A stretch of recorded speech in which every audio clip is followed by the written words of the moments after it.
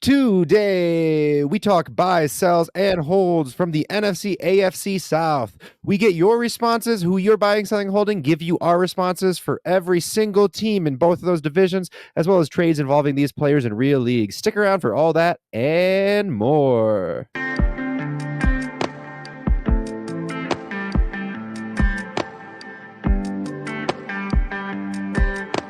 And welcome into the Dino Construction Podcast. I'm your host, Justin, joined by the whole group, David and JP. Lovely to have us all here. We're excited. We will be hopping in shortly to our buy, sell, hold series. Of course, we'll also be doing the NFC, AFC West next week. So make sure to hit that like and subscribe button so you don't miss out on any of our new content. Probably bury the lead a little bit here, JP, but what is our community question? So this week's community question was name a buy, sell, and hold in the NFC/AFC South. And David, what is the first response that we got? Yeah, first response from Tex-Mex TMSL, Text-Mex MSL, not quite sure, but whichever it is, thank you for your response. We appreciate you. Your buy, Calvin Ridley will be the future wide receiver in a pass-happy offense that will be playing from behind more often than not. That is a situation we love in fantasy. Calvin Ridley's a good player, definitely an interesting player to watch there. Can't really disagree with his take. Sell, another one I agree with, Kendre Miller. Never a good sign when your coach publicly questions whether you can learn the offensive system or not. Seems like Dennis Allen's a pretty honest person when it comes to press conferences, but definitely have noticed as well that he's not spoken highly of Kendre Miller. Seems like he might even be a cut candidate. Typically when that happens, people are like, oh, hey, that's a good thing for him. He's going to land in a better situation. Not so sure about this if he can't even make that team where there's literally nothing behind Kamara. Taysom Hill. Right, exactly. Like, he's good at doing things, but he's not the guy you want as your backup running back. Something to watch there. If you can get anything for Kendre Miller, I agree. I would try to move him before the final hammer hits on Tuesday. Hold, reports of Stephon Diggs' demise are greatly exaggerated. His future is uncertain beyond 24, but he'll be the clear alpha wide receiver in Houston this year. Interesting. We have had debates on who that's going to be pretty much all offseason. I do agree with the first part that reports of his demise are exaggerated. I think he's going to be a good player this year. I think he's going to be very fantasy relevant, but I'm still sticking with my guy, Tank Dell, as the alpha there personally, and I imagine you guys would choose Biko. That's right. Yeah, I definitely would. I've talked highly about him all off season. And Stephon Diggs, if it was Stephon Diggs a year or two ago, I would say, yeah, he would be the alpha, but I think that he's declining from what we saw last year. But you agree, Justin? No comment. Honestly, I think it's, I'd say 40, 40, 20, 40 Nico, 40 Diggs, 20 Dell. Ouch. That's kind of the way I'd put it. So you want to give me some odds on Dell being the guy? 20%. Well, I mean, like betting odds, not, we could do some math and turn it into that, but I'm still hoping to make an NFL roster this season. So because of that, I'm unable to participate in this gambling. You're going for that Saints backup running back role. I am, dude. I hear there's an opening. He's got to learn the system. That's it. All right, let's get back on track here. JP, go ahead and reach your response. So we got our next response from Trav Bob, and he ain't about that negativity. He gave us two buys and a hold. So his first buy is BTJ. He says not much hype and could be a good wide receiver one option for the Jags, especially if T-Law can make the jump finally. I think BTJ is a great prospect. I've personally heard some hype about him, but if you can buy him at a good price, I'd be happy to do it with the upside that he possesses and the reviews that we have heard out of Jags camp. He's also got Jonathan Taylor's a buy. He said, I rarely see him moved, but if you can get a fair price from a non-contender and you are contending, he would be a good producer. And then his hold is Trevor Lawrence. Usually can't get anything worth production to sell and hard to use him to move up a tier too. Now, Trevor Lawrence, I think hold is probably a good designation for him. We'll talk more about him later, though. But did you guys have any thoughts about his double buy and his hold? You know, I'm not a negative person either, so I love that process. Hard to disagree with these. I don't know that I'm buying JT, but if you're competing and you need a running back, worth reaching out. Hey, if the price is right, absolutely. And our last response, awesome dumpling by Diojon. Justin has me sold on this. Guys, that's me. Right there on the screen. That's me. All his reasons. Sell Drake London / Chris Olave. These dudes both feel like their price is higher than the return. Slightly different reasons. He means for the reason that they won't return on the investment, but the reasoning is still there. Hold Chris Godwin. I'm very excited to see how he performs another year off the injury. a lot of people forget he's coming off of a recovering from an ACL injury. This should be, that year where he hits more of his stride. And in the AFC South, Trevor Lawrence, I think he has hit a ceiling, not truly elite. He's an expensive Dak Prescott. Hard disagree there because Dak Prescott can put up crooked numbers. I don't know that Trevor Lawrence ever will. Hold Joe Mixon. I'm interested to see how he performs, but don't want to have too much stock. By Will Levis. I think the O-line has improved drastically. New weapons, new offense, new scheme. Great play in the preseason. I think he's going to go through the roof this season. Titans RBs, similar to Najee Warren split. I think both of them will be used a lot. Calvin Ridley, he was criminally misused by the Jaguars. I think Callahan will be able to use his strengths in a high-octane, pass-heavy offense. Sorry, did you say that the whole Titans team was a buy? That's all I heard. That's basically what it was. No tight end listed, which is good because I don't think any of their tight ends are worth buying. No, I agree. If you can get the prices right, I think Pollard is a potential value. Spears, if he does what people think he is, could be a value. Ridley, I mean, he's a solid wide receiver. And I mean, I like the Levis buy. Definitely do. If you can get him below the price of a first, I'm not comfortable paying a first for him. And I think it's hard to get him for less than a first. But if you get creative, might be able to make something work. I agree with the Mixon hold. Also potential anytime you're rebuilding, it's a sell. Anytime you have too many RBs, it's a sell. But I think it's probably hard to get more for him in value than what he could potentially do producing. So definitely agree and appreciate with your views there, Austin, as always. And David, what is our community question next week? Yeah, we're just finishing off the series, so I'm assuming that you guys could read between the lines here. We are looking for a buy, sell, and hold in the NFC and AFC West. And Justin, where can they respond? Yeah, of course, as always, you can comment in the YouTube section below, like TextMess TMSL. Hope I didn't say your name wrong. Did reach out to us in our DMs on Sleeper, like my boy Trav and Austin did. But you guys should comment in the YouTube videos if you actually love me, but it's fine or whatever. Or you can reach out to us on X at DinoConFF, Gmail, DinoConstructionFF@gmail.com. Our personal Twitter handles in the episode description below. And before we move on to our main segment here, where we give you all of our buys, sells, and holds, we're going to have a quick little costume change, except for David, because he actually remembered to wear the same shirt. And moving away from our listener responses, we're going to transition into our buys, sells, and holds from each team. We're going to start with the NFC and the reigning division champs, the Tampa Bay Buccaneers. JP, who's your buy? My buy was pretty easy, and this is a player that we've talked up a lot through the offseason if you've been following along with us, but that's Chris Godwin. His keep trade cut price is wide receiver 41 right now, and this has been a guy who he's been a top 30 PPR wide receiver since 2018, actually. So that's 5-6 years that he's consistently been a good wide receiver, and the seasons where he's actually had touchdowns, he's finished a lot higher than that. So, I mean, last year he was wide receiver 29, and that was on only 2 touchdowns. Now, his teammate Mike Evans, we know that Mike Evans, he's a really good touchdown red zone threat, but he had 13 compared to Godwin's 2. Now, just regression rules, says that Godwin will get more, and Evans will probably decline in that category a little bit. And that's why people are drafting Mike Evans as well. They're not drafting him like he's going to have another top 8 wide receiver finish. Everybody expects that touchdown count to come down, and I think that those touchdowns should go to Chris Godwin. This guy's been consistently good, and there's reports that he's going to be moving to the slot. We have seen most of his big and best seasons come out of the slot specifically, so that should be a good move for him, and I just think that he's underpriced and has been for probably a couple of years now. Yeah, I like that pick too. I have a decent exposure to him across my portfolio. I'm excited about where I have him. I think he's a solid fringe wide receiver 2, wide receiver 3 with some upside. Now, narrowing into what we would pay for that. I feel like he's kind of in that like Deontay Johnson price type of player, and personally I would be willing to pay 2 seconds for Deontay Johnson. Don't know if you ever heard me say that before. Would you be willing to pay 2 seconds for Chris Godwin? If I thought there were 2 playoff seconds, I would. But if it's in a vacuum, just 2 random ones, probably not. Okay, second and a third, both random. Yeah, I would do that for Chris Godwin. Second and 2/3? I think so. I think I value 3/3 more similar to a random second. All right. So pinpointing in kind of on a price point there. Definitely agree with that one. That's a good buy as well. All right, Justin, who's yourself in the Bucks? I don't really know that I feel there's any like absolutely screaming sell on this team, because I think people are very trepidatious about the offense here between the new offensive coordinator, the ages and or positions of a lot of the players. Like Baker Mayfield's not incredibly valuable.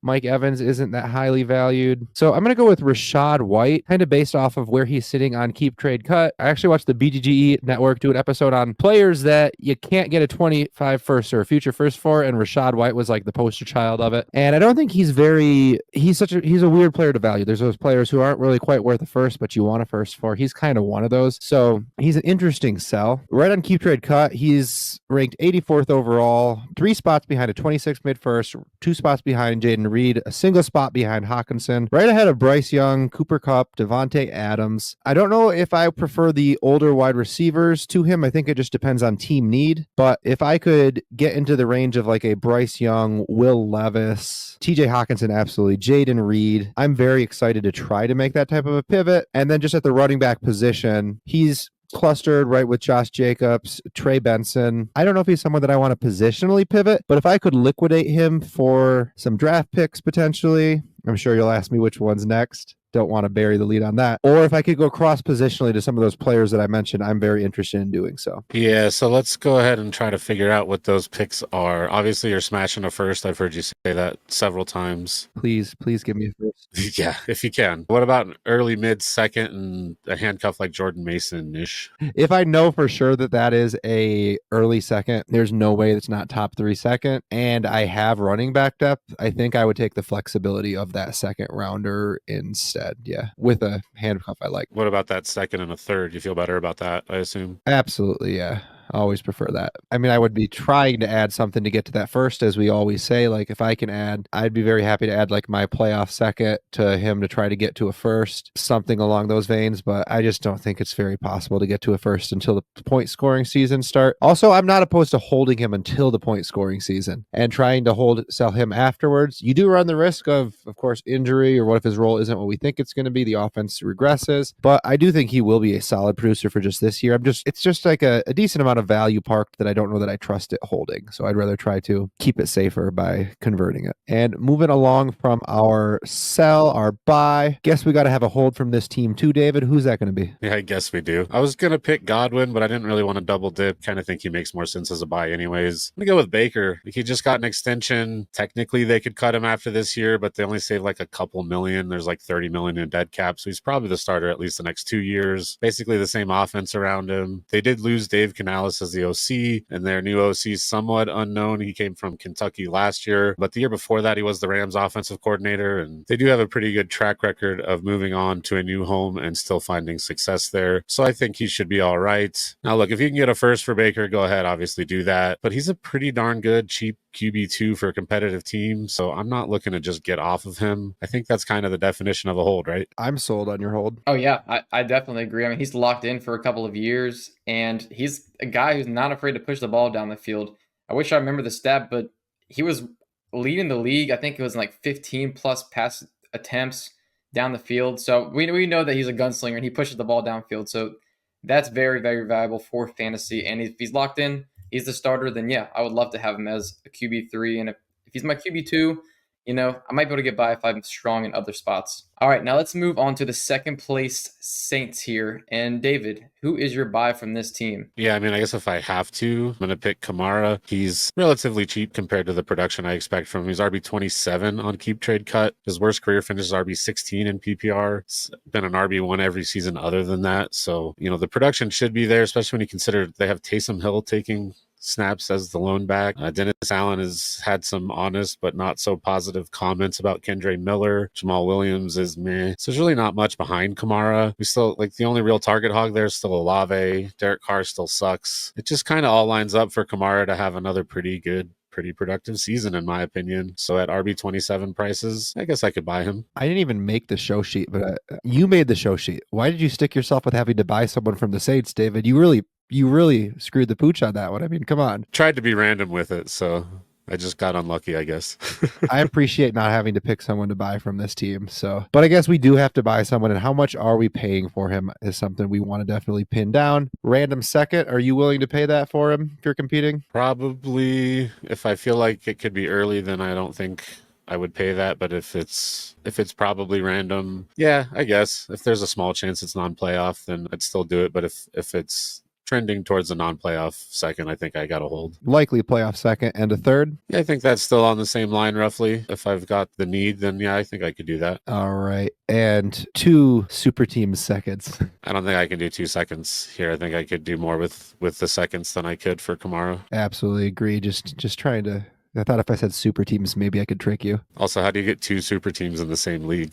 We're not. Or I guess if we're in it together. Yeah, then Mega maybe. Dynasty. We're kind of up there, aren't we?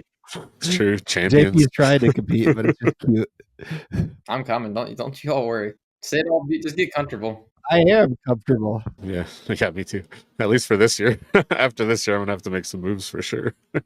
All right, moving on. JP, give me your sell here. Now, I definitely understand why it was gross for you to pick a buy from this team, but it's also weird picking a sell because outside of Chris Olave, there isn't a single Saint that's valued inside the top 120 on Keep Trade Cut. So it's like, man, nobody else really has value outside of Chris Olave. And I don't think this guy's a screaming sell necessarily, but I chose Derek Carr, and Keep Trade Cut price isn't that high. But if you can get a second in any way, Justin is telling me that he's been able to pull it off, and I think that I'd even be willing to add a third to get rid of Carr. I just really don't think that he's good. And I know that there might be a little bit of excitement building over the new offensive coordinator there, incorporating some motion, turning over to the 21st century finally. So hopefully some people are believing that it's going to be a little bit better, and maybe you have to wait until week 1 or 2. I'd have to check the schedule, but if he has any sort of blow up game the first few weeks, I would try to sell this guy because I just don't think he has a future in the NFL after this year, unless he really, really surprises us. He was just bad last year. Yeah, it was hard to pick a buy, hard to pick a sell. I don't blame you for wanting to get out on Derek Carr, though he's not very good and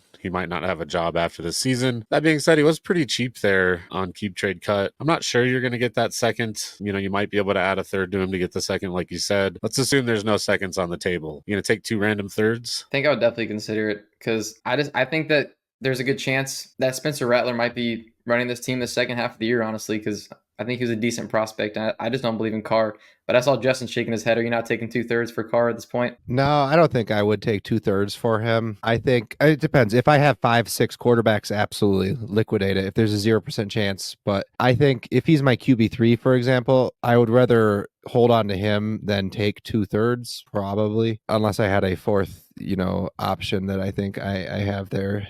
Someone even lower on the. Is there anyone lower on the total pool than Carr? I was just thinking maybe like Russ on a fourth as a follow-up. How are we feeling there? The cheapest starter. And that's why I said I don't even think he's a screaming sell because I don't necessarily think anybody's a huge screaming sell with the price point. But there's a lot of podcasts I've been listening to lately, and they've been talking about how this Saints offensive line just might be absolutely abysmal. It's looking way, way worse than it did even last year, and their line wasn't great last year. So I do think there's like disaster potential in this offense. JP, are you taking straight up Gardner Minshew or Carr? Honestly, I see them really similarly. They could play. I mean, I think Carr's probably going to play more games, but their offenses both will probably stink. And I think their value should be nearly the same. I mean, if I can sell Carr for Minshew in a third, maybe even a fourth, I don't know if I'd consider it though. I mean, have you even seen the video of Gardner Minshew working out to Creed's I Can Take You Higher? And you're still saying this? I mean, you should be taking Minshew. But anyways. I haven't seen it yet. Maybe if I saw it, I would just trade him straight up, honestly, because I know Minshew's got that.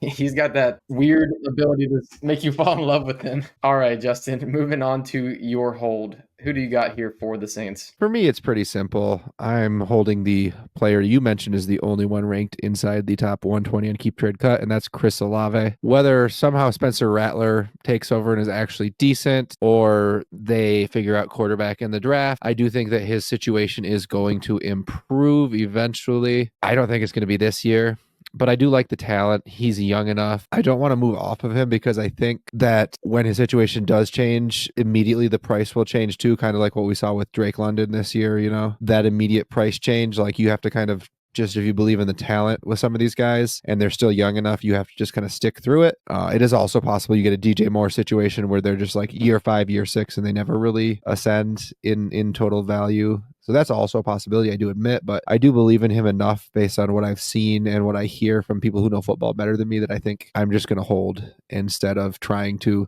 manipulate around the market and see if I can get a profit margin on him now and buy in later. Yeah, I think you're just betting on the talent there, and he is kind of a target hog. And what I really like about him specifically is that he creates big plays as well. We know that he has the speed, so I think even in a bad offense, he can kind of Malik Neighbors his way, what we expect for Neighbors, but we know that Olave is good already in the NFL, so I definitely understand that. I think he's a great player as well. But let's move on to the third place Atlanta Falcons now. Justin, who are you buying from this team? I'm looking at Kyle Pitts as a buy. Definitely would have rather bought him and did buy him a couple times earlier in this offseason. I think that there's a little bit of steam. I've noticed him passing a few players. He is now past Mark Andrews, where before the Kirk Cousins signing, of course, definitely was below, and immediately afterwards was kind of teetering around the same point as him. On keep trade cut right now, some of the players around there, like a 26 early first, like if I know it's a 26 early first, which is hard to know, but occasionally I'd rather have the 26 early first probably, but other players in that range, Kyron Williams, DK Metcalf, Michael Pittman, Isaiah Pacheco. The only player around him that I'm not sure about is Drake May, where I might lean Drake May. I think that's just team need dependent. Like, which position do I need the potential league winner at? Because I do think Kyle Pitts is a potential league winner at the tight end position. Will he be that? I don't know, but at the price point that he's at, of kind of, that's like random first-ish price range, right? For the price-ish of a random first, I think you have to pay a little bit more than that. This is non-tight end premium as well. The chance to win a league, I'm excited. In tight end premium, he's behind Dalton Kincaid, Brock Bowers, and I understand Bowers a little bit just because we're so youth-centric, but I'm not sure that I'd have Kincaid above Pitts, honestly, at this point. I think they're pretty comparable, in my opinion, of where I'm looking to take them. And he's in the same range as like a Drake London, Jalen Waddle. That's in like an extreme, like 2 tight end premium, where I'd rather be running Pitts out than those guys in my lineup as well. So I just think he's someone that he's getting pricey, and getting pricier than he was like several months ago, but I still think he's kind of a value. Would you pay Deontay Johnson and Evan Ingram for him? If I had the depth, yeah, because to me, that's just 2 guys that I probably can't get a first for. Getting a guy, especially like if we're talking about like tight end premium, in a tight end premium, Ingram is worth more, but Pitts is worth more comparably with the tight end premium boost just because of his youth. So as long as I don't need those guys to fill out my starting lineup where I'm competing, I'm not like handcuffing myself by doing so, I'd be willing to pay 2 of my loves for him. Yeah. Yeah, I had to ask you about 2 of your favorite players there. I hate you. Got to tug at those heartstrings. Now, would you pay Jake Ferguson and Josh Jacobs for him? Sure, yeah. I mean, again, same type of caveat that I can afford to. I'm not like hamstringing myself. I'm not like I don't put myself in a bad situation, but in a vacuum, yeah, that's a price I'm willing to pay to. I mean, I'm just making what I consider to be, I'm making safe value, right? Right. Yeah, you pretty much listed the guys around there, so I was just trying to ask you about some lower guys there. But one last one, would you pay Pickens and a late second for Pitts? Yeah, I would, because as much as I do like Pickens, and I'm a big fan of him this year, like I was sharing with you guys, I think I'm hitting 60% underdog exposure accidentally. If he gets injured, I'm screwed. Not as bad as mine now. I'm over 90%. If you're following, we're over 90% on Deontay Johnson. But anyways, I definitely would pay that. I would probably pay Pickens I might be willing to pay Pickens and a mid-second for him. Maybe not, just depending. And a tight end premium, absolutely. And then just to go like on pick-wise, in a non-tight end premium, I think I'm willing to pay a random first and a random second. In a tight end premium, I don't think I can hit 2 firsts unless I know their playoff first guarantee. But I think I would be willing to, like I had set out offers of the 109, 110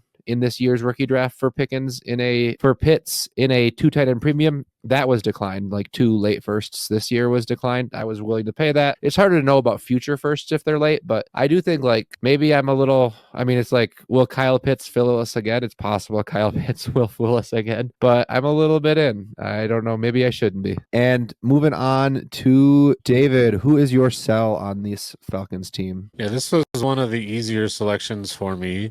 I'm going to sell Michael Penix. He is priced as the 81st overall player on Keep Trade Cut right now. There are several like set it and forget it veterans, like Josh Jacobs, Mike Evans around him. Some young guys like Lad McConkey, even Bo Nix. You see a late 25 first, a mid 26 first. I don't know if you can get any of those assets straight up for him in real life. I honestly don't need that much to move off of him. It's not that I dislike Penix. I just think you could get something that's useful to you for the next 2 years and then buy him back at a similar or discounted price even. So I'm just not trying to hold him right now. Would you be willing to take, I'm just going to throw out there, Deontay Johnson or Evan Ingram, Chris Godwin, this type of range of player? Yeah, I think so. So then on a cash price, easily you're smashing 2 seconds. Yeah, definitely. Random second and a third? I think so. I mean, I probably paid a second to get him, maybe early, but probably mid. So I think you're taking a little profit there already. Yeah, I feel like I've mostly seen him go before the 204 in most leagues. I've seen him go late first sometimes, but very rarely. So a second and a third, I think that's a decent process to take that. I only have one share and I can get a random second for it, but not even a second and a third. So would you take a random second for him at this point? I think that one's team dependent, but probably I would shop around first. But if that's the best offer on the table, I feel like you could buy him back for a second a year later. So, why hold the risk? All right. And JP, time for your hold for your Atlanta Falcons. Who you got? I want to talk about Drake London. And part of this is I've been thinking about Drake London lately is because I've been hearing him talked about on NFL specific podcasts, and I've heard some hype about him. There's guys at the Athletic Football Show, they're talking about how he's got top 5 ball skills in the league. And you've seen those flashes and you know how big this guy is. And they also talked about like how underrated he is at using his size to consistently gain these extra yards. And I don't know, a lot of the film guys that I listen to, they just seem to really, really like Drake London's talent, even though we really haven't seen a huge statistical breakout yet that we've been hoping for. But he's got Kirk Cousins now. And of course, there's a lot more excitement now because the Falcons, they have not had many pass attempts in Drake London's career. Through his first 2 seasons, they've had the second fewest pass attempts in the NFL. So last year, he had 900 receiving yards. They go from 530 pass attempts up to something like 630s where the Vikings were last year. Now I know Kirk Cousins, he didn't play that whole year, but Kevin O'Connell was there. He's a Sean McVay guy. They got Zach Robinson, who's a Sean McVay guy. They got Kirk Cousins. And like I said, we've seen Kirk Cousins. He's been up there in the pass attempts and passing yards for a few years now. So if you give this team 80 more pass attempts and he gets 30 more targets or so, I think that gets him from 900 to maybe 1,100 yards. And then if you just account for the boost of how much better the targets are going to be from Ritter to Cousins, I think we might be looking at 12 to 1,300 yards. And who knows, maybe if something really big happens his way, he takes another step. Because, I mean, he's still super young. I don't know if you guys remember how young this guy came into the league. I'm actually going to look here.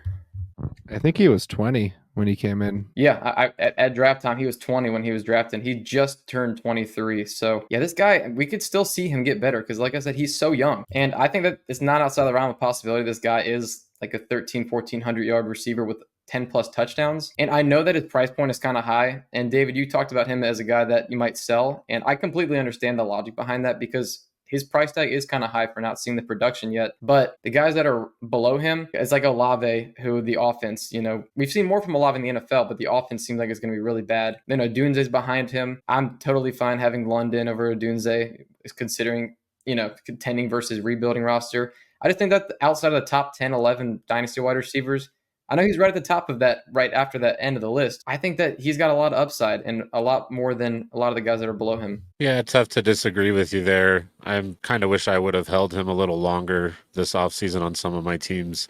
I sold to you actually before the Cousins news broke. Probably could have gotten a lot more if I had just waited that long. At this point, we're so close to seeing him with a good quarterback. Like, I don't know if I would want to sell before we see it on the field either. So I get you there. That's a pretty solid hold, especially for this team. Hard to disagree. Move on to the last place Panthers. Going back to you, JP, who you got as a buy? Now, I debated between one of their wide receivers on their team, but I decided to go with Jonathan Brooks here. And his price point right now is RB13 on Keep Trade Cut. He came into the league really young. He just turned 21. And of course, he's got the ACL.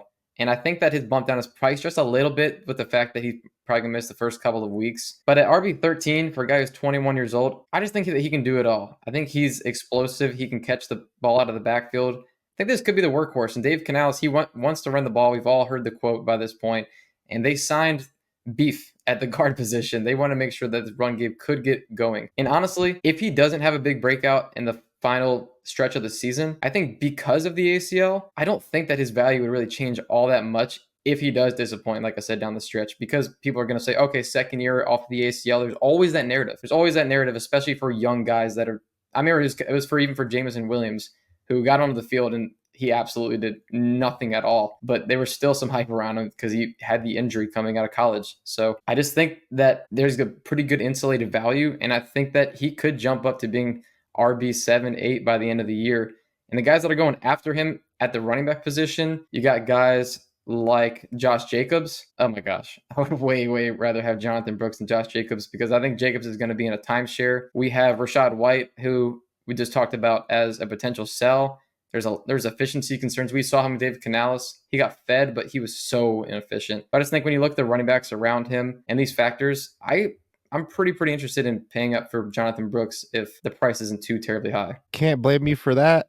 I have been buying some shares myself as well. Now, would you be willing to pay a playoff 25 first for him if you need running back and have it to spend? I would definitely consider it. I don't think that the process is that great because he was a late first round pick. But in Megala Dynasty, Justin, you had, and when I did have a first round pick, I thought about sending you that first to get Jonathan Brooks, but I ended up trading it away. So it's definitely something I'm interested in, even though the process would make me say no. I just like the player, and I definitely would consider that. You should have done it. I really wanted that first. I can't give you any more first. You got all these early first rounders. Got to make sure your team doesn't get to be a super team any more than it already is. No, it's okay. So would you be willing to pay a random 26 first for him? Not yours, because you probably don't want to give up your flexibility, but you have one. I think that I would if I needed the running back help and that I felt like I really needed it to compete this year. Unless that 26 first is a team that looks like it could be really, really bad that year, I would consider that for sure. Would you try to overwhelm somebody with like 3 seconds next year? Yes, I definitely would do that. 100%. All right. So possibly a late first, possibly a 26 first, depending, and willing to throw 3 seconds at somebody, not in some best ball format or anything like that, but just more in a lineup league and see if you can overwhelm someone. I've actually paid a 25 first for him. I was able to get back like the 212. It was in the rookie draft. So like I definitely am pretty close to on the same page as you. He's worth about ish a late first. It's just hard to pay it. Right. I'm definitely there with you. It's just because of the process, but honestly, I think that it is worth it. All right, David, let's move on to your sell. Yeah, this one was tough. I'm a fan of Brooks, like we just talked about. I like Deontay. We talk about him all the time. I like Leggett at his price. Kind of think Bryce is more priced at a hold. So I'm kind of doing a cop out here. I'm going to pick Jonathan Mingo. He's a roster clogger, and you might be able to get a player who's, worth a roster spot for him, maybe like a late pick. Yeah, I would sell him for just about anything. He was not a very good prospect, didn't have a good rookie year. He's got a lot more competition. I don't see a world where he's worth rostering, and he's still kind of priced like you should roster him in most formats. Would you sell him for a late third? Oh yeah. Would you sell him for 2 fourths? Yeah. I'm trying to find the line here. Is there Go 1 ahead. fourth? Try it. Yeah, I would do that too. 5 fab. But fab doesn't reset. I was going to say if it's in-season fab and we've waited for the reset, yeah. But if it's right now, that's basically useless. Just like Mingo. Yeah, no, I don't blame you. I think he is that roster clogger, so I don't blame you for wanting to just get him off the team. Yeah, that's basically the goal with him. Like I said, this was a difficult one to pick a sell, but if you can get anything of value for Mingo, that's what I'm doing. So, Justin, give me your hold for the Panthers. Even though the show sheet says Deontay Johnson, and I absolutely am holding him, and I've beaten this like a dead horse all season, I'm actually going to talk about Xavier Leggett instead. So he has dropped quite a bit in value. I am a little bit concerned about him, to be honest, just because I do think Deontay is going to be a target hog. I don't know if Bryce is going to make any steps forward. His profile has a lot of holes in it, but his price point, honestly, is not very high at this point. He's ranked below Jamison Williams, Alvin Kamara, Brian Robinson, to only 3 spots ahead of Romeo Doubs right now, who I don't think is going to be much once the season actually starts rolling around. And we remember that that's just like a Russian roulette. Who's going to actually score points that week in the Packers room? Just the players he's around. I'm not interested in necessarily buying him unless I could turn Jamison Williams into him, because I'd turn Jamison Williams into any player besides Jalen Hyatt, as we've already established. But I also don't know that I really want to sell him at the price point that he's at. So for me, he's just a hold because I do think he has quite a bit of upside. He's an athletic freak. His yards per route run were amazing, even if it was just for 1 year. So I think, and I have a decent exposure to him, and I think I'm just pretty much interested in just holding and having my fingers crossed that athletic profile like somehow just takes over and they're able to manufacture touches for this guy. Yeah, pretty cheap bet on some upside there. Hard to disagree. Also would have been happy with Deontay Johnson as a hold, though. So I love Deontay Johnson so much, but our audience is probably getting tired of it. I don't know. Maybe. At least it's not Devin Singletary today. All right, JP, moving on to the AFC South. Who you buying from the Houston Texans? Now, talking about a player that our audience might be tired of hearing me talk about now, it's Nico Collins. And for anybody who's listening along, you guys know that I'm in love with this man. I think I might have to send love letters to him at this point because he was a player I bet on last year, and it was a low hit rate bet, and it worked out great. But this is somebody who he played like a top 10 NFL wide receiver last year, in my opinion. And reception perception, you guys know I talk about that. Just what he did was phenomenal. It's something that not most wide receivers are able to accomplish, and that's being able to get the 94th percentile, 96 versus press. That's not something that just happens.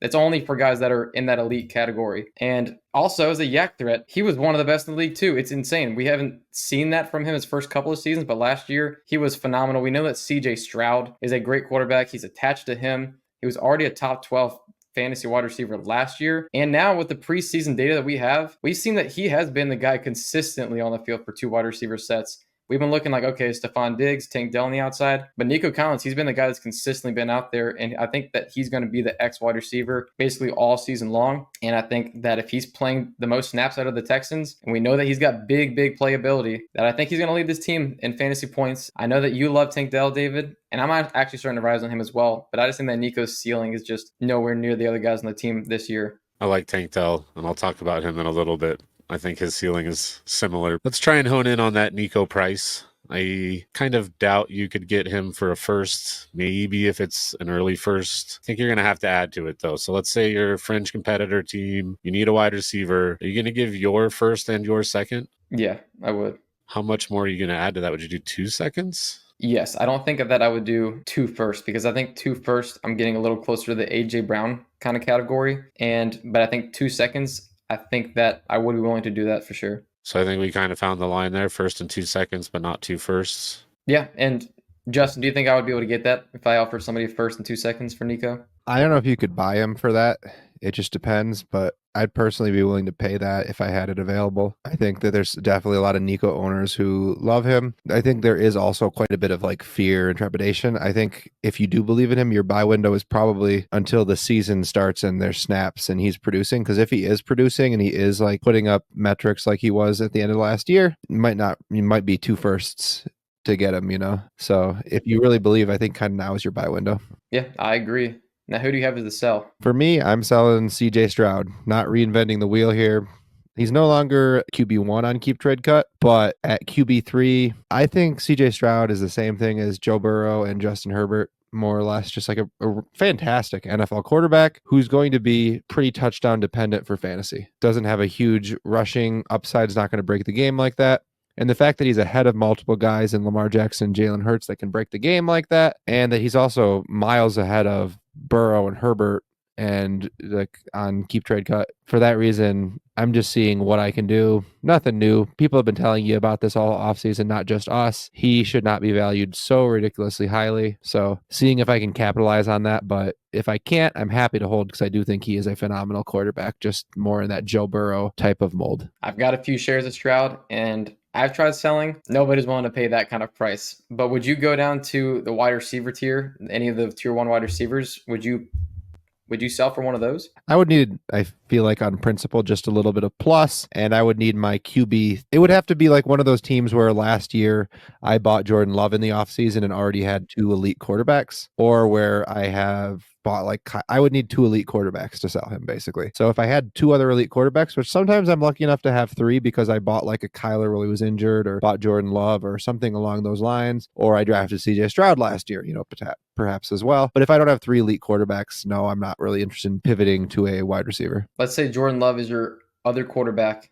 CJ Stroud is your other. Would you trade Stroud for Jaden Daniels in a first? Probably not really willing to entertain that. I have this like little problem where I'm trying to figure out like how much do I want to try to win my league with my quarterback position versus how much security do I want. And I think that I would probably need at least 2 seconds to do that as well, to be honest with you.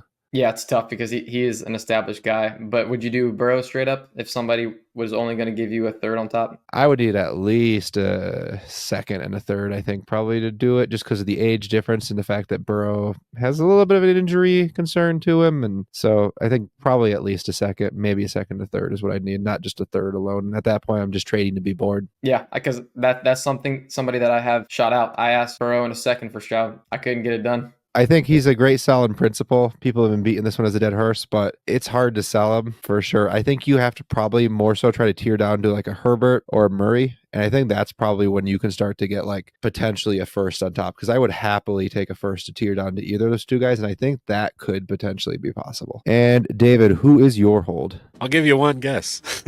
Wait. You didn't let me guess.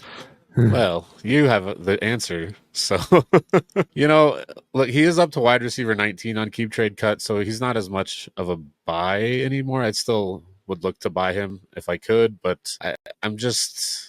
I think that's a fair price right now. I do think he has some risk involved in his profile for sure. But like he outscored Nico when they were on the field together last year. I know Nico's probably going to outsnap him, run more routes, everything like that. But Tank's going to be more efficient. If he outscores Nico again this season, like, he could be a back end receiver 1 in Dynasty, certainly top 15. I know it's a little risky. Kind of this entire team has some risk involved with the way they're priced. It's such a big offense that broke out last year. Everybody's high on everyone. If you hit on the right guys in this offense, you're going to have some core players to build around, whether that's Nico or Tank, or, if you hold Stroud and he maintains that value. There's some good young players here, and I'm kind of planting my flag on Tank, so I'm holding him wherever I have him. Hey, I'm all for planting your flags on, guys. Can't disagree with you. And you're right. If that outcome hits, you're going to be very happy with that decision. Now, moving on to the Jaguars.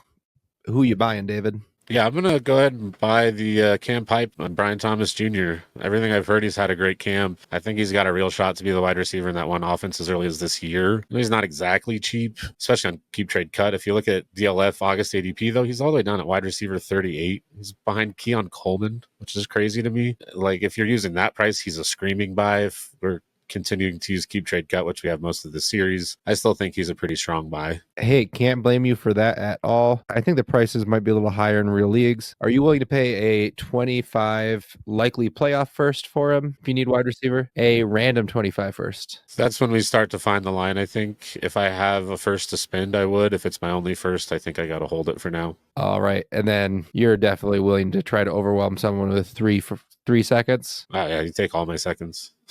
5 seconds? If I have 5 to give, but like, how many times do you have 5 extra seconds? JP does in some leagues. That's true.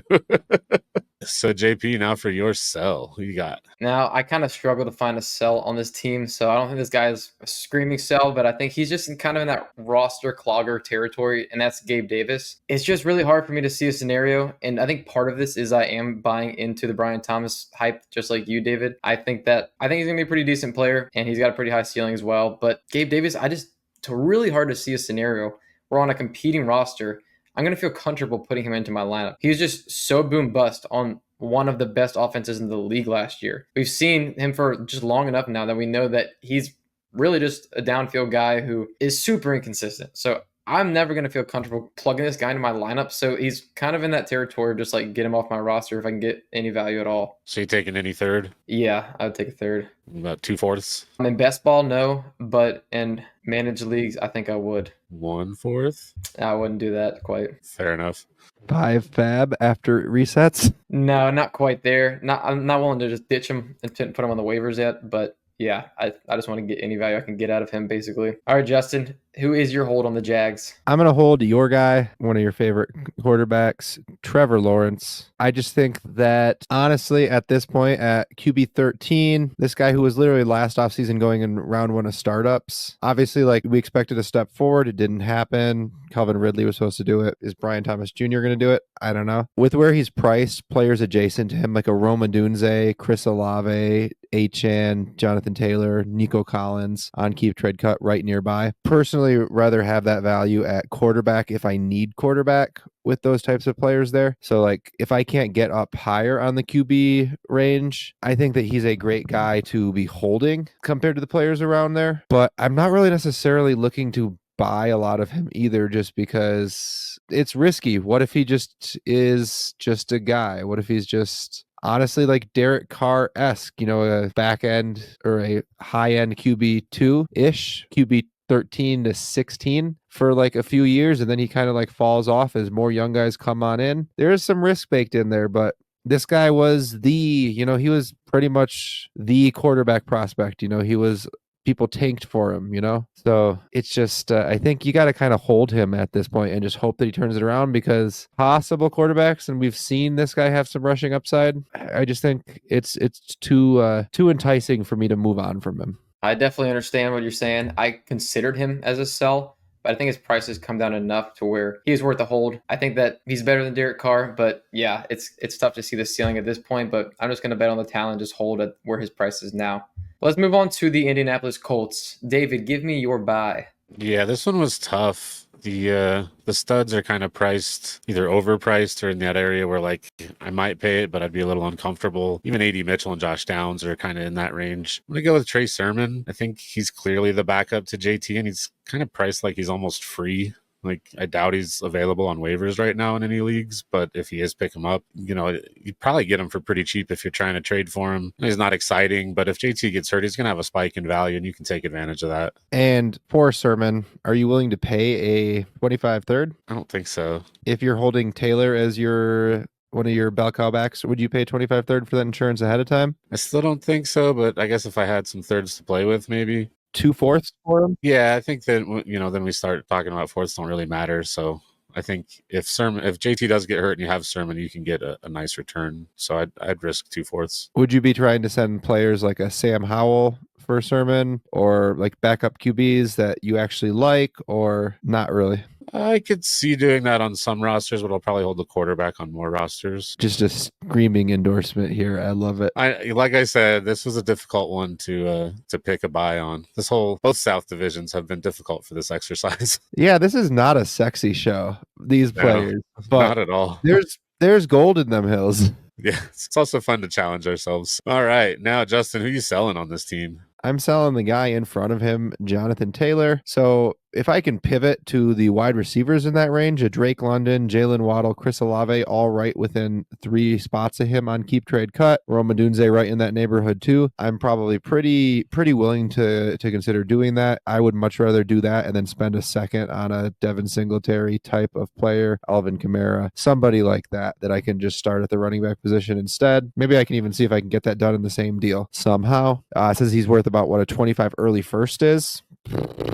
If I know a first is missing the playoffs, I'm taking that for Jonathan Taylor because of the running back class next year, and then I'm just figuring the rest out. So it's not that I don't like him. I have maybe 2 shares of him on teams that are very solid competing teams, but it's running back. I don't really want to hold value here that's almost 26, even though I really do love my Badgers, love Jonathan Taylor. I think you kind of have to move on about this point. Yeah, and I think that the teams that would be pursuing Jonathan Taylor are probably going to be the playoff teams. So that begs the question, would you take a playoff first and their second? I probably should, but I'm probably looking to get back a little bit more. I'm going to scratch and claw. Can I add a third and a backup quarterback or backup running back to that or something? Ty Chandler? Or Ty Chandler. I should take that, but I don't want to. Yeah, and I think you probably, if people are going by the keep trade cut ranking, you're probably going to be able to get a first and maybe even 2 seconds potentially if it is a playoff team. But you're saying anything more than a playoff first and a second you would take? I'm saying I would definitely want more than that, but I might take the playoff first and second if that's all I can get. And if I'm not competing or I don't want him on my roster for any number of reasons, going into next season, he's going to be 27. If he's not part of my plans to win this year, or even if he is, I kind of just think his value is going to continue declining. So he's just at that age where I'd much rather start running backs at that age that cost a second than they cost a first plus. I definitely agree. I think Saquon, he's just outside the top 50 on keep trade cut at the time of this recording, and he's probably going to be in that Saquon value range next year is what you're thinking. Yeah, I think I'm definitely losing the ability to get that second next season on top of the first for sure. Yeah, I tend to agree with that. I think he is a big sell as well. And JP, who are you holding here? Surprise, surprise. Anthony Richardson. Preseason, lately, we have seen some concerns. There's been some throws. We know this about Anthony Richardson. He has some throws that don't look that great. He still needs the experience. But the thing is, I still think that he's going to be a top 10 fantasy quarterback, probably top 8 if he's playing, if he's on the field. Because we saw Justin Fields in 2022, he missed 2 games and he still finished as a top 8 fantasy football quarterback, and he was not great either. So I think that the floor, at least in fantasy, and I think that how much they have committed in him, I think that his floor is perfectly fine. But I just think that the upside is just so great. I think I've talked about this before. I think he can jump close to that Jalen Hurts value, and maybe it won't be this year. It wasn't Jalen Hurts' first year where he really had that massive breakout. It was the second season, right? And this is probably still more like Anthony Richardson's first season, but I just have such strong faith in Shane Steichen. I think he's a great play caller. We saw Jalen Hurts, he not nearly as good when Shane Steichen left. I think that's a ringing endorsement for Shane Steichen. And I personally really like the weapons. I think Pittman, he's a solid one. I think Downs is an underrated, close to one of the better slots, maybe close to the best slot you can get. I just think he's great. I don't know, maybe that's aggressive, but I think AD Mitchell was exactly what they needed. to replace Alec Pierce to give them more of an explosive threat down the field. So I'm holding Anthony Richardson, even though there is some negative vibes around him right now. Yeah, that upside is undeniable. Definitely could be a tier 1 quarterback with a good season this year. And you're right, the floor is probably not too much lower based on just his rushing upside. Only concern would be if he gets injured again and, we don't get to see much. That's football for you, Injuries are always a part of it. So now moving on to the Titans. Justin, who you buying here? I wanted to say Tyjae Spears until I saw how much lower Tony Pollard is at RB34 compared to RB19. So I went with Tony Pollard here. He's priced around Keenan Allen, Justin Fields, a late second, Khalil Shakir, Josh Downs, Zach Charbonnet. I'd prefer Pollard on my roster to anyone there besides maybe Allen. At that point, it's just a question of which position do I need. Of course, if I'm rebuilding, I might take the late second over him, but a late second for Pollard's a pretty solid price point. Just the upside that he potentially has. A running back that I feel comfortable starting every week of the season as long as he's healthy. I think the price of doing business for that's kind of a late second, and he does have some upside there. So I think I'm probably pretty happy with just about all those prices.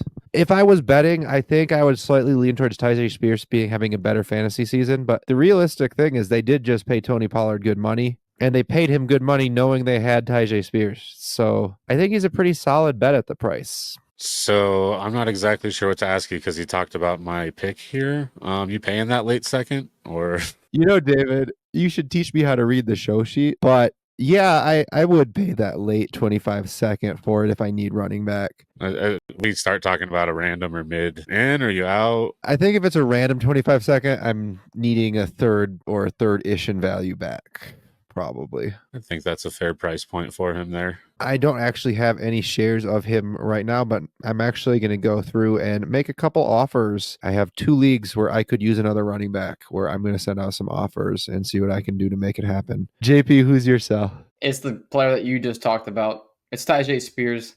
I think this guy is talented, but at RB19 for a guy that's going to be in a split backfield, which an offense that we don't know is going to be good. We think he could take a step forward, but we don't know that. I am not going to hold him if I can get RB19 prices. The guys that are going around him, Christian Watson, just the upside that he brings. I'm not the hugest Christian Watson guy, but I would take Christian Watson over Tyjae Spears. A 2024 early second, that's a smash. If I can get a non-playoff team second for Tyjae Spears, it's just going to be tough for him to be a guy that breaks into top 10 at the fantasy running back position when you can't be a workhorse. We've seen he can be kind of efficient, but I think that you want to be efficient in a really good offense if you're going to be a guy who's not a workhorse. So I just can't believe that he's still at RB19. There's a lot of guys after him that I would prefer. Yeah, hard to believe. I feel like he's already being priced as though he is the 1A clearly in that backfield, which I don't know that we have that evidence at all. So are you taking a random 25 second for him? I think I would. Yeah. A playoff second and a third. I don't think I quite go there just based on the market. So somewhere between a random second and a playoff second and a third, we find that line. And David, who is your hold? Yeah, I'm going to go with the guy who just released a mayonnaise cologne, I believe. I think I saw a commercial for that. I don't know if it was fake or not, but it definitely made me laugh. I'm holding Will Levis here. I know they didn't add like an AJB who they could have just held on to, but they didn't. But they did do some stuff to help out their young QB. Added Ridley, added Boyd. Boyd's not exciting, but he's an upgrade there. Added Pollard to pair with Spears. More importantly, they changed their head coach to someone who I think's going to open up the passing attack quite a bit. Like I said, I don't love Levis, but I think this team has shown that they believe in him enough to give him a real chance. They put the pieces in place, so he definitely has a shot to prove it this year. And if he does, then he would be a young quarterback with some upside who has some job security, and that would mean his price should go up. So I'm just going to hold on to him and kind of see how this season goes. Yeah, I don't blame you because he's got tools, like you said, rushing upside. So I don't mind holding, even though I'm not the biggest believer. I just think that they've done so much to give him help. Yeah, so I don't mind holding even if you aren't the biggest Will Levis fan, just because of the quarterback position and how much upside that it does possess. I can't get behind this because of the mayonnaise, the whole banana thing, but I guess from a fantasy football standpoint, I can respect it. Moving on to our trade segment where we're going to talk about trades in real leagues pulled from dynasty-daddy.com. and really try to get some actual real life context of what's going on with these players. Going to start you off, JP, with a trade involving Nico Collins. In a start 9, full PPR, hammers matter. Nico Collins or Mike Evans and Kenneth Walker III. I'm going to bat for my guy. I'm taking Nico Collins. I think that the start 9 pushing me that way. I think that he's going to be better than Evans this year, personally. I think it can be kind of close, but I think Evans really only has maybe 1-2 good more years, and Nico's got potentially a decade of great football ahead of him. Decade's a really long time, but certainly 5 or 6 years. All right, Justin, would you take Garrett Wilson and CJ Stroud for Kyler and Justin Jefferson? Smashing the Justin Jefferson Kyler side, probably. Yeah. Probably smashing. Yeah, I'm taking that side. I'm not smashing it. I'm like thinking on it, but then I will take it at least 8 times out of 10. Probably more. That's a pretty easy one for me, but maybe not a smash. And David, in a start 10, half PPR, 1.5 tight end premium, not that it matters too much, Brian Thomas Jr. and a 25 second or Amari Cooper and a 25 first. Yeah, I think as long as the picks are either both random or not much more than a round apart. Like if it's a late second, early first, probably going to have to take the early first. But if they're both random, especially if it's a playoff first and a random second, I'm taking the Brian Thomas Jr. side.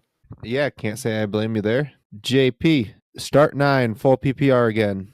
Blake Corum and a 25 fourth or Tyjae Spears? I think this is pretty close to the playoff second and a third. I think that's pretty close. So I'm still going to stick with Tyjae Spears, and I think he is a sell. I just prefer him over Blake Corum. Don't really care about the fourth. Can't blame you there. All right, Justin, Kyle Pitts or Rome Odunze with a half PPR and a 0.5 tight end premium. Yeah, so that's a start 10, right? I'm taking probably Pitts here. It's not quite a 2 tight end premium, but it's somewhat comparable for it in the bonus that a tight end has per reception, being double the reception bonus for a wide receiver. Straight up in a non-tight end premium league, I'm definitely going to probably go Odunze here, unless I really am loaded at wide receiver, really don't have any tight ends. But in this premium, I'm going to take the Pitts side. And David, last question for you. Start 9, full PPR. I already know what you're going to say, but Michael Penix Jr. and a 26 second or Jared Goff? Yeah, when I put these in the show sheet and I was trying to find a good one for Penix. The trade calculators actually favor the Penix side here. So I kind of thought this was a good way to demonstrate why I think he's a sell. It's clearly Jared Goff here. There's zero question in my mind. You guys agree with that, right? Duh. Yeah, it just, it felt off to me. That's the inflated value of Penix Jr. right now, though. So yeah, give me the starting quarterback for sure. Absolutely. 25 times out of 10. So thank you for joining us for another episode of the Dino Construction Podcast. We hope you found this as helpful for you as it was for us. Please remember to like and subscribe wherever you listen or view. And from all of us here at the Dino Construction Podcast, until next time.